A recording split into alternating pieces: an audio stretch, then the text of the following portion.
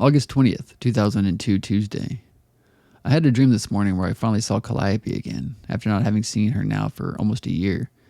She was pregnant and was going to name her kid Brett. I go out to run errands today and I drive by Almond Road, which always makes me think of Calliope, and I remember the dream and begin to think about it. Then my phone rings. And it was fucking Calliope.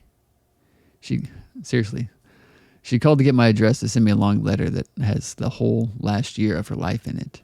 She told me Ryan, her husband, is going to sea for 6 months and they plan to come back to visit everyone before he goes. I'd love to see her. As you know, I've been through a lot in the last year of life.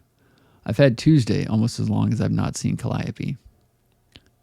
Seriously though, like that was such a weird moment. Like I was driving by her house thinking about her, my phone rings and it was her. Like it's exactly the way it happened.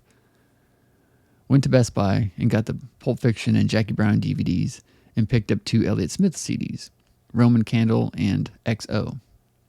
I'm really enjoying his music. Editorial. The Elliot in my story, his real name isn't Elliot, but I named him Elliot because he's the person that turned me on to Elliott Smith. I kind of regret now naming him that, even though when I look at different journals from different years or typed up in different files, like the guy who I call Elliot, in 2 different files for 2 different years, he has 3 different names. I kept forgetting what it was. So, but since I've already started these recordings and I've referred to him as Elliot, he will always be Elliot. But again, that's not his real name.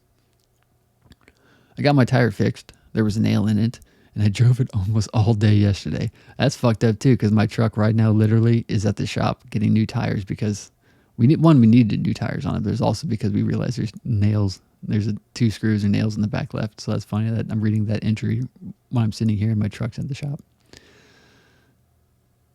I then got a haircut, which sucked, but was needed. After she cut it, I saw a bunch of spots that Ariana missed when dyeing my hair, so I had to go buy some dye to do some touch-ups. Not too hard to do.